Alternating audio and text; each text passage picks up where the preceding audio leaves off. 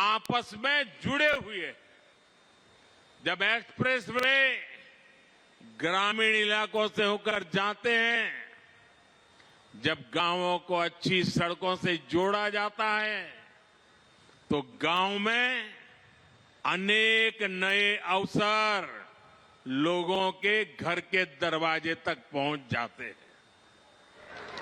पहले गांव के लोग कोई भी नया अवसर खोजने शहर तक चले जाते थे, लेकिन अब सस्ते डेटा और कनेक्टिविटी के डिजिटल इंफ्रास्ट्रक्चर के कारण गांवों में ही नई संभावनाओं का जन्म हो रहा है। जब अस्पताल, शौचालय, नल से जल और घरों का रिकॉर्ड गति से निर्माण होता है, तो सबसे गरीब को भी देश के विकास का लाभ मिलता है।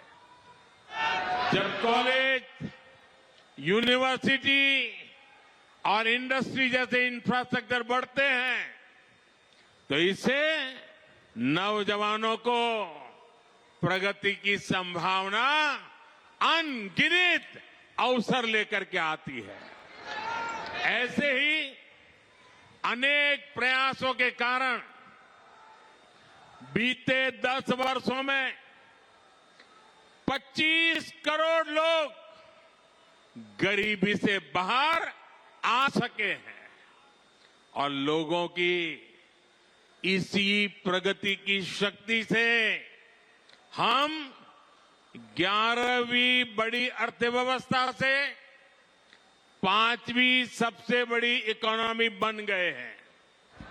साथियों, देश में तेजी से हो रहा इंफ्रास्ट्रक्चर निर्माण का काम भारत को उतनी ही तेजी से दुनिया की तीसरी सबसे बड़ी आर्थिक ताकत भी बनाएगा और इससे उतने ही ज्यादा रोजगार, स्वरोजगार के भी मौके बनेंगे। इस स्केल के इंफ्रा को बनाने में, हाईवे और एक्सप्रेसवे को बनाने में बड़ी संख्या में इंजीनियर्स और वर्कर्स की जरूरत पड़ती है। सीमेंट, स्टील जैसे उद्योगों को बल मिलता है, वहां भी बड़ी संख्या में युवा काम करते हैं। इन्हीं एक्सप्रेसवे के किनारे आज इंडस्ट्रियल कॉरिडोर बन रहे हैं।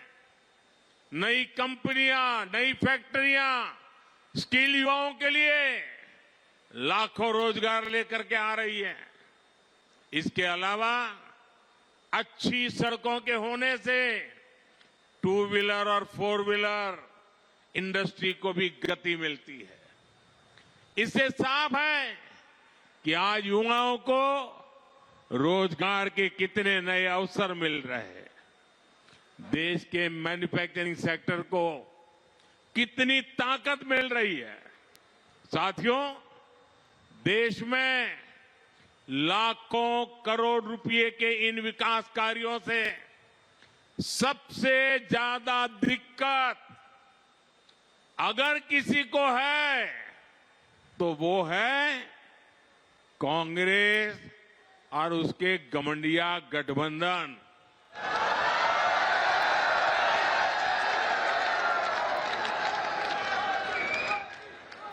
उनकी नींद हराम हो गई है। इतने सारे विकास के काम और वो एक की बात कर रहे हैं तो मोदी 10 और कर देता है।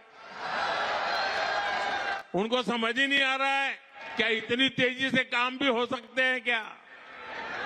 और इसलिए अब विकास के मुद्दों पर चर्चा करने की उनकी ताकत बची रही है। और इसलिए वो लोग कह रहे हैं कि मोदी चुनाव की वजह से लाखों करोड़ रुपयों के काम कर रहा है।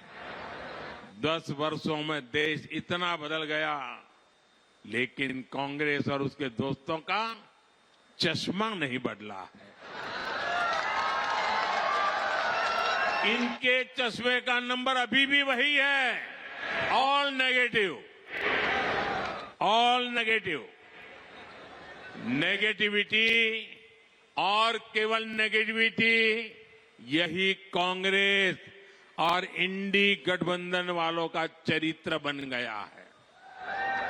ये तो वो लोग हैं जो केवल चुनावी घोषणाओं की सरकार चलाते थे। इन्होंने 2006 में नेशनल हाईवे डेवलपमेंट प्रोजेक्ट के तहत 1000 किलोमीटर एक्सप्रेस वे बनाने का ऐलान किया था, लेकिन ये लोग घोषणा कर करके घोंसले में घुस गए, हाथ पर हाथ रख करके बैठे रहे।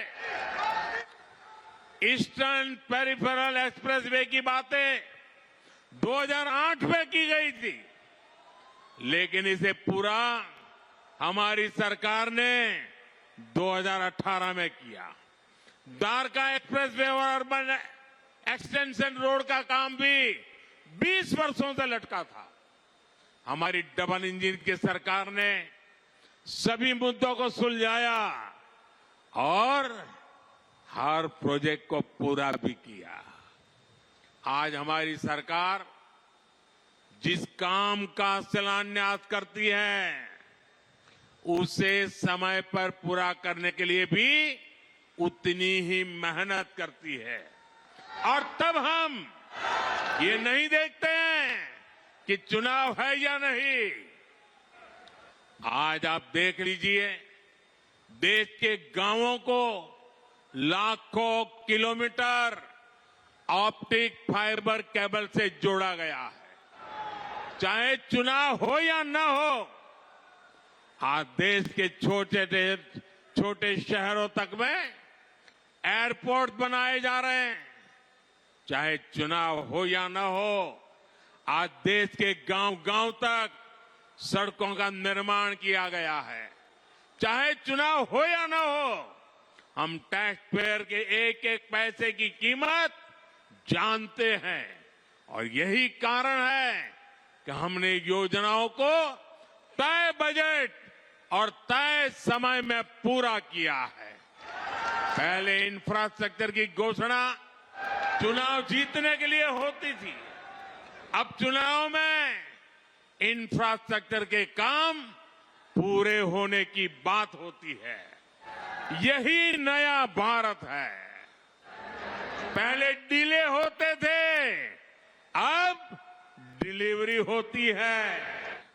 पहले विलंब होता था, अब विकास होता है।